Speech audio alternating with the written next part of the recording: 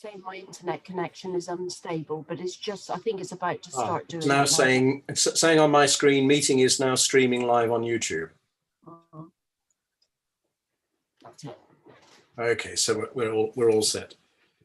Okay, let's make a start. So good evening to you all. For the benefit of anyone watching us on YouTube, this is Tavistock Town Council's Development Management and Licensing Committee. And this committee has delegated authority to assess and comment on planning and licensing applications in the parish of Tavistock. We're not the planning authority, we're a statutory consultee, and we give our comments to the local planning authority, which hopefully they take into account when they're considering whether or not to give approval. We'll start the meeting by just confirming that you can all hear me. So we'll have a roll call and ask you to just confirm that you can hear me. So I'm Paul Ward, I'm the chairman of this committee. Madam Mayor, Councillor Anne Johnson. Yes, I can hear you, Mr. Chairman, and I can see you. Thank you very much. Councillor Barry Smith. I can see and hear you, Paul. Thank you. Thank you very much. Councillor Alan Lewis. I can see and hear you, Mr. Chairman. Thank you. Councillor Pete Squire. Thank you. I can hear and see you, Chair. Councillor Mrs. Leslie Crawford. Yes, I can see and hear you. Thanks. Councillor Tony Fay. See and hear you, Mr. Chair. Yes. Councillor James Ellis. Yeah, I can see and hear you, Mr. Chairman. Councillor Graham Parker. Yes, I can see and hear you, Chairman. Deputy Mayor Councillor Andy Hutton. Yes, I can hear and see you as well. Thank you. Okay, thank you very much. If you could keep yourselves muted, please, until you actually want to talk, just so we can reduce background noise and feedback, that would be very much appreciated. So with no further ado, we'll go into the agenda. And we start with apologies for absence. Have we had any apologies? Looks like not, because Councillor Venning is just joining us. Yes, everybody is present. Excellent, thank you. Welcome, Councillor Venning. Thank you. Thank you. Okay. Item 2 then is minutes of the last meeting. To confirm the minutes of the committee meeting on Monday, the 2nd of November. Does anybody have any problems with it? Leslie? Can you unmute yourself, please? Sorry, just under Appendix B, with our decisions, under the second one down, Ms. Miller and Ms. Sweetster, we supported it. The comment is, how it to be a passive house, it was felt that grey water recycling should be considered. I just wanted to say that it's, as far as I know, that's not a requirement of being a passive house. It was merely a suggestion. So okay. It's just to say that it was more of a suggestion, really, to consider it rather than it, you know, the way it reads is as if we're saying it's not. So okay. I just want to correct that bit. Thank you. All right, thank you. Anne, were you indicating that you wanted to say something? No. Anybody else got any comments to make about the minutes of the last meeting? Can we have a proposal that it be accepted? Thank you, Andy. Seconded, James, thank you. All in favour, please show. Thank you very much. Minutes accepted. So then item 3, declarations of interest. If anyone has any declarations of interest to make at this stage, please do so. Pete. With respect to the Morrison's application, I should declare that I am a co-op member. Okay, thank you. I think we'll take that in the spirit that I believe it's intended. Any other declarations? That looks like a no, thank you. As usual, if you become aware of anything as we go through the agenda, please make it known. Item 4 then is the Dartmoor National Park. We've not received any items from the Park Authority. Town planning issues, we have not received any town planning issues not otherwise covered in the agenda. And general correspondence, I'm not aware of having received any general correspondence. Can you just confirm those 3, Jan? Yes, I think Mr. Chairman, the Mayor wishes to speak. Thank you. Anne? Should we at this stage mention the appeal that went through for the building up next to the allotments? Well, the appeal that was refused. Yeah. Did we discuss that last time? I can't remember. I'm seeing some heads nodding. Are you all Okay, aware sorry. that you all remember that there was a proposal to build a property adjacent to Hazley at the southern end of the allotments, and West Devon Borough Council declined to give consent, and the applicant took it to the planning inspectorate, and the planning inspector refused the application, which was entirely concordant with our input into that process. So that has been put to one side now. Graham, are you speaking to yourself or to us? You're Speaking muted. to myself. Yeah, I think that was a setup, Chair, by the Mayor, just to get us to say once more what a splendid piece of evidence you submitted. Thank you. It wasn't a setup. Right. So if there's nothing further to be said on that, we'll move on, shall we? Yep, okay. Urgent business. I have no urgent business to bring before you. And that brings us on to 8A, planning decisions. And I think there is one here that you will wish to think about. Can I draw your attention to the application for work on trees at Crossways, Churchill, Whitchurch?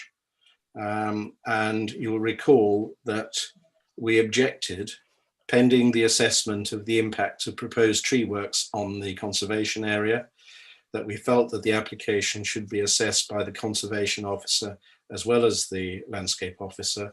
And we thought that a heritage assessment was also required. And you will also see that there is a bland statement that says no objections raised. And of course, we had objected. There are a number of points about this. Firstly, that those three words, no objections raised, mean that West Devon Borough Council did not raise any objections.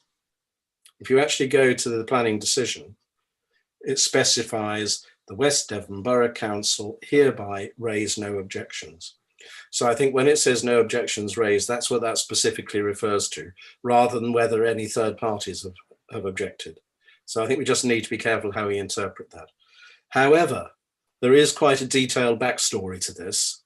And as ever, I will ask Graham if you would just set that out for us, please.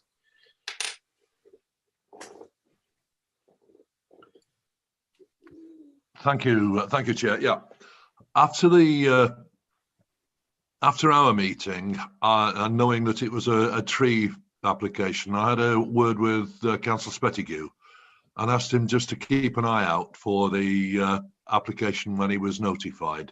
He did, and he had a copy of our resolution from last time and spoke to Lee Marshall, the tree officer.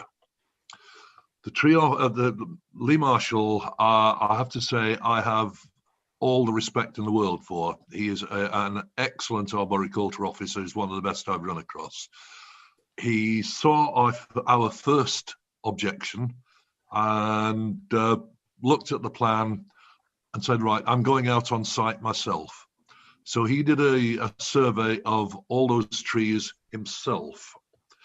He consulted the conservation officer and came to the conclusion that most of the fir trees, the Scots pine in particular, that's and the red cedars that were due for removal were pretty close to being dead. That there was little chance of them having any life, so he approved those. He went through the background with the applicant's tree consultant, went through the background to the other trees, concluded that they'd been very badly treated in the past and were getting top heavy and too wide. So all the fir trees that were then marked for treatment, i.e. crown reduction, crown lifting, and lateral trimming, as it were, he agreed with it all. But there's a group of beeches in the in that group of trees that he believed are, first of all, worthy of TPO, of tree preservation, if the applicant would not agree to a change in the works proposed. He met with the applicants on site, and as well as I understand it, the applicants agreed with Lee Marshall, and they changed the description of the works to the beech trees. That put him in a position of saying that he could approve all the works. And he did that with the, as it were, with the knowledge of the conservation officer who raised no objection. Now, if you go on site, if you look at that decision, it looks like nobody took any notice of us, that the works were just approved, no objection raised. Actually, I was aware of all of this going on through Councillor Spettigue. He kept me in the loop all the time, and I knew there was correspondence between him and the tree officer. So I went on the website, found absolutely nothing. There's no correspondence on there. The report that was included in the on the website, the tree officer's report, doesn't refer to the town council's objection, doesn't even go through the assessment process that I know he went through. So I sent one of my emails to the planning officer, to Pat Weimer, the development control manager, and he just explained that as a matter of principle, if we hadn't known about the background conversations with through the ward councillor, a member of the public might just think that everybody had been ignored, when in fact the reality is that our views were taken on board absolutely conclusively by the tree officer. He took our first point seriously and went out and did the assessment. He consulted with the conservation officer, who is happy with the works. I'll come to the third one later, because as a result of that, I got a call on Friday morning asking if I would mind if the borough council would have a Zoom conversation with me. I didn't really know what it was about, and it turned out that Pat Weimer and Andy Bates, wanted to apologise for the content of the website, the content of the officer's report, and the fact that they apparently had ignored us. They both of them accepted that was bad practice, and just letting me know, out of courtesy in response to my email, that they were going to write to Jan with a copy to the chairman, apologising and explaining in full the process that had gone on. In the course of that conversation, I asked about the third point, about the heritage assessment. It's interesting because although Pat Weimer and I probably have 80 years experience in the business, neither of us knew whether a heritage assessment is required. As it happened, Pat had a meeting of the Planning Officers Society that very morning, and he said he'd raise it. The Planning Officers Society referred him to various sections of various acts, and the conclusion is that a heritage assessment is not required for trees in a conservation area, although the impact of the works on the conservation area is a material consideration. So put all that together, although it looked as though we were being ignored, in fact, they took full account of everything that we said. and as a result, they're going to change their report templates to make it more transparent that they're taking objections into account. So actually, it was a good result. Okay, thank you, Graham. And in fact, we have received an email from Pat Weimer. It came in this afternoon, and I've seen it. And Janet, I think, have you had an opportunity to send it round to other members of the committee? At this point, I only sent it to Councillor Ellis because obviously, I don't know if Councillor Parker is aware, I actually wrote to Pat Weimer myself on this. Yeah. I wasn't aware that, yeah, I'd already raised the point with him when I saw the no objections raised. I wasn't aware that you were actually doing the same thing. To be honest, I did it kind of personally, and it took me by surprise on Friday morning myself. Well, I think the email I've received this afternoon was actually in response to my email to him, but I will forward it on tomorrow. Yeah, if you could, I think it'd be good if other members of the committee had an opportunity to look at it. Okay. I think it would be reassuring. Yeah, so thank you everybody for that. Are there any other questions? Can I raise one? Can I raise one other, please? Yep. Sorry. Is this the same? Yeah, if I could raise one other, please. Yeah, go ahead. Oh, it's another one. Right. Yeah, it's the Walter Parsons one. Oh yeah. Again, our comment was a split decision. We supported the northeast elevation signs, and we objected, if you recall, to the southwest elevation on the basis that it's so oversized, visually intrusive to have a sign, an illuminated sign that big, glowering over a World Heritage site. The decision is a conditional approval, and well, that surprised me. So I went on the website and dug out the report, and it is a conditional approval. But what it doesn't show is that again, the officer took notice of what we said. In fact, Graham Lawrence's comments, when he had our comments pointed out to him, it's on the record, Graham Lawrence said, yes, I thought that southwest elevation sign was a bit shouty. As a result of that, the officers went back to the applicant and persuaded them to change all the signs to non-illuminated. And on that basis, they gave conditional approval. So it's not conditional approval for the illuminated signs that we objected to, but conditional approval taking into account our objection again. I've had a word, Pat Weimer raised that one with me separately and said, just to let you know, that they are now looking at ways of changing their notification to us to indicate when an application's been amended, and that will flag up us to look at it to see how the amended application works with our objection. But again, it's another one of those where they took our views fully into account. Wouldn't a very simple thing be when they report conditional approval, that all they need to put alongside that is for amended application? That's all it needs. Mind reader. That's all it needs, and then that would flag us up to go and have a look at the decision notice. Yeah.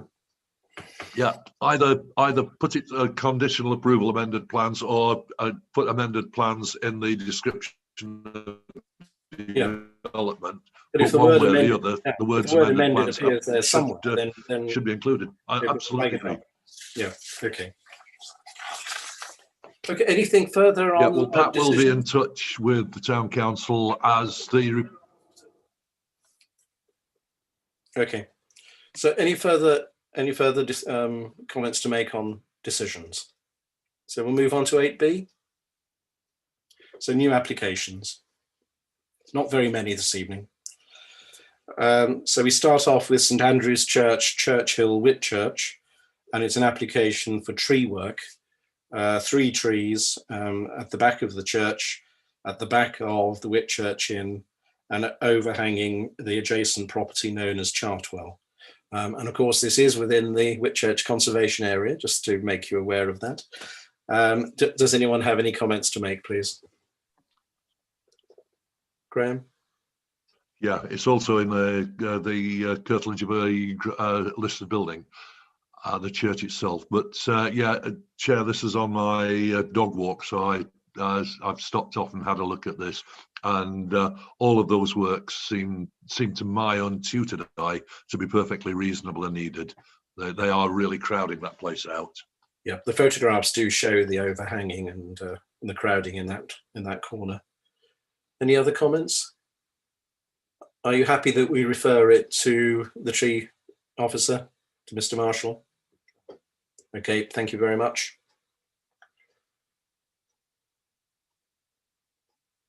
Okay, so the next one is property known as Highlights, Down Road. This is in that part of Down Road that splits in two just before the golf club, and the property stretches between the two limbs of Down Road at that point. And it's an application to convert an existing double garage into living accommodation. Yep. Does anyone have anything to say about this one? Mr. Chair, I support this. This seems to be Oh, there it is. conducive to good self-care Okay, thank you. arrangements. Yeah. James? Yeah, I agree completely with Councillor Squire. Nothing's actually changing about the building other than removal of garage doors and replacement of windows and the access door. So I support this as well. Okay, Yep. thank you. Fine. So, Andy, I think you're indicating support. Is Yeah. that right? Yeah. Graham? Chair, yeah, I agree that I support this as well. It probably doesn't need planning permission, but it's one of those that I think our support should be subject to a condition that the property shouldn't be used as a separate unit of accommodation. Funny enough, I made a note along the lines that the condition should be that the conversion is ancillary to the main house. Pretty much the same view. Yep, same point. That it should not at some point be carved off and sold as an independent dwelling. Yeah. And So, that's a perfectly standard condition.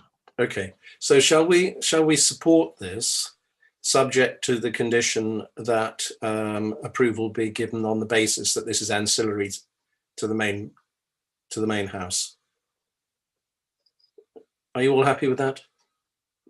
Looks like it. Yes, so that's what we'll do, please, Jan.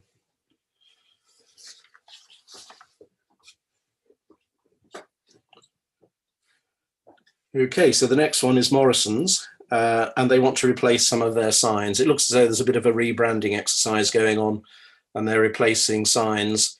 They're pretty much like for like, just a slightly more modern design, slightly different color scheme. Does anybody have any problems with any of this? Anne? No problems, but just an observation. It was refreshing to see the application and that you saw the existing against the proposed on each drawing, and it was very good, very easy as a Yes, layperson to make the comparison compared to some applications which don't follow that. So I was pleased to see that, and I'm happy to support it. But I do shop at Morrison's occasionally, so I guess I don't need to declare an interest on that. I wouldn't have I mean, I thought. think you probably wouldn't. Don't we all go there occasionally? Although not for a long time. Okay, so we'll support that then. Yep, good. Okay. Oh, this next application, which is for tree work, led me to learn all sorts of things about funguses. So this is Greenbelt Group Limited, and it refers to woodland surrounding the manor development. And there are a number of trees that apparently need to come out because they're infected with various assorted fungi, including Maripulus and Gandoderma. Now, I have to confess I've never heard of either of these, but I've looked them up. And it does look as though they get into the base of the trunk and then they basically kill the tree. James? Apologies, Mr. Chairman, I should have declared this earlier. I actually pay money to the Green Belt Group for the upkeep of the public areas on the manor development. Okay, thank you. So I think it was quite educational looking at this application. Does anyone have any comments to make? No, so we'll refer it to Mr. Marshall. Thank you.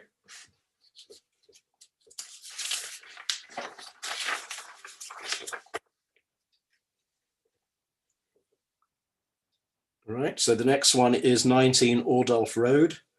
Householder application for a 2-storey side extension above an existing garage. Effectively, it's just a first floor extension because the ground floor isn't changed very much at all. Does anybody have any problems with this application? All happy to support it? Yes, thank you. So we support this application. And then the last one is 2 Roland Bailey Gardens, application for detached 3-bedroom dwelling with integral garage. So this would be in the existing garden of 2 Roland Bailey Gardens. So to right of the host house. And it's pretty much on the corner of Roland Bailey Gardens and Manor Road. Does anyone have any comments to make about this application, please? James. Thank you, Mr. Chairman. I haven't gone through the application. It's been turned down twice for concerns about surface water drainage. And when I looked at the town council's opinion last year, it was we had a neutral view with concerns about their drainage. Looking at this new plan, they seem to have worked with South West Water and the Planning Authority, and they've now got surface water drainage going off into a surface water sewerage system, draining straight away, negating all their concerns about potential flooding further down the line. So I think we should support this application. Okay. Andy, looks as though you've got something to say. Yeah, no, I'm going to support it as well. Basically, they're building a house on a piece of land that is a decent garden that somebody could turn a reason to put a house on it without it making the houses too squashed together. So I'm supporting it as well. Okay, Graham? I agree. Okay, sorry, Graham. Interested in this. The mayor had a word with me to say that she'd spent 2 hours trying to understand the drainage reports and how was I getting on with them.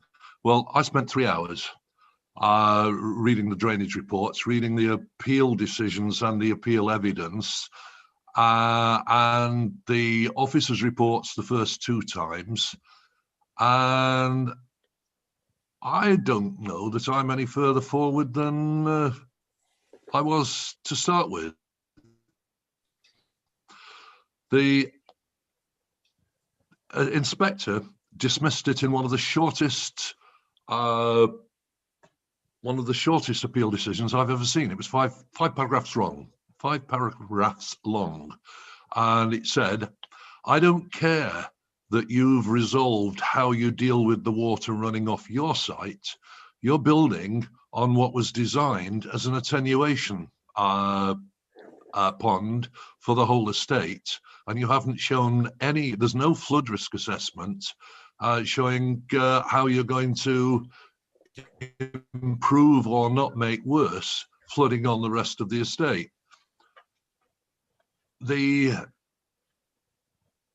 And that was the basis of the first 2 refusals, including the appeal.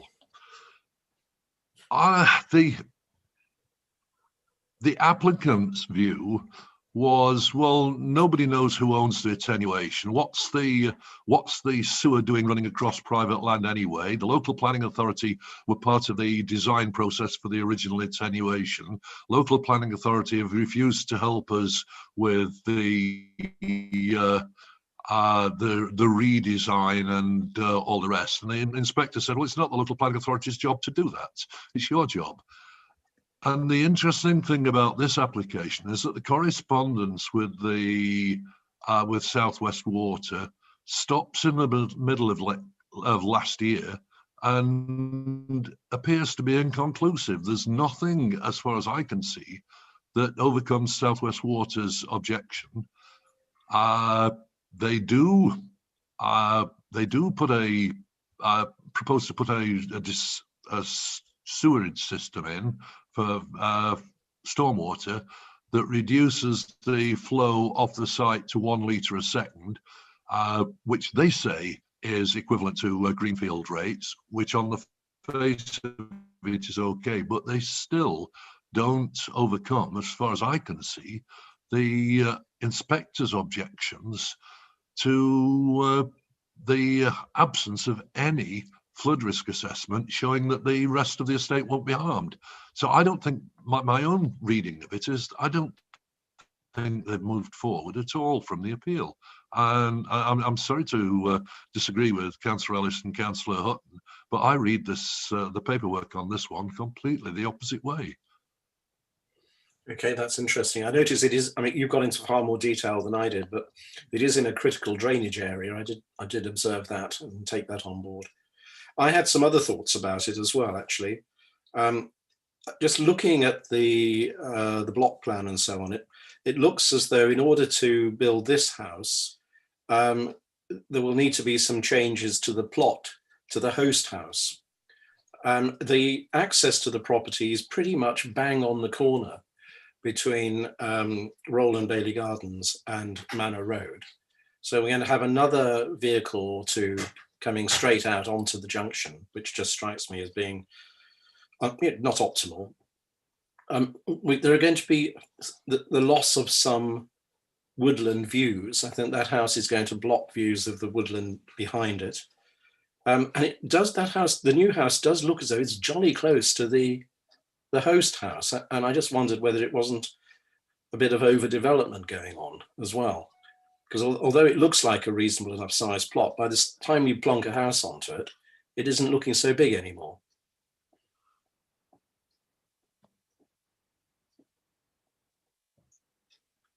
Yeah, Graham? Sure. Yeah, on that last point, I checked the plot sizes against the national space standards, right, and the council's own standards for detached houses, and they do seem, if it's it's uncertain, but if it's acceptable to include an attenuation pond as part of the open space for the house, then it meets the standards. So it does look, I agree, it does look constrained, but it does meet the standards. But I do agree with you about the drawings. The block plan drawing, sorry, the site plan drawing doesn't agree with the block plan drawing, doesn't agree with the survey drawing, doesn't agree with the proposed site drawing, and none of it seems to agree with Google Earth. I must admit I spent quite a lot of time trying to make sense of the drawings, but that frankly is something for the planning officer to sort out. But yeah, I still don't think they've addressed the drainage point. Okay, so there clearly are concerns about the drainage here. We can't be more expert than the experts, but we do need to sort of perhaps draw attention to it. James, I think you wanted to say something. Yeah, I sort of hear everything they say. Everyone's saying. I mean, the inspector only turned it down on the drainage, and you know, I spent a lot of time on that plan because I knew it was be quite contentious this evening. And to me, I'm no expert. They've addressed it. They were gonna put surface water drainage into a culvert. They're no longer doing that. They found a drain on their property that they can use to tap into the surface water sewerage system. The only reason it was turned down was drainage. We had a neutral view as a town council that we were concerned about drainage, and you know, going into the plan, it seems that is solved. I guess it's not for us to determine whether it's solved. I mean, that will be the planning authority's role, won't it? I mean, let's just assume for a moment that it is solved. Would we have any other grounds for raising an objection? Leslie, did you want to say something? Yes, no, I was just going to say, I mean, they have done their best and consulted the experts, I think, by consulting South West Water about this. So, yeah, I mean, it was just a bit that was 33 pages long. And that's well above my pay grade. There was no way I was even going to try to understand it. And I think so long as, you know, they seem to feel that they have satisfied that, I would suggest that that should be good enough for us. And it, yeah, like you say, it should be over to the actual planning authority to decide whether they have or not. Here. Okay, Graham. Yeah, I think, I mean, James makes a good point in that the last time we looked at this, the design of the house and the layout wasn't drastically different from what's in front of us now, and we had a neutral view. The local planning authority clearly took the view that there was no objection in terms of the design, the layout of the house, the relationship of one house to another, the amount of parking and so on. So I think it would be almost churlish to raise design objections to something that's been uncontentious now for 3 or 4 years. But and so if we were to either take a neutral view again, or even to support it, I do think that we ought to flag up that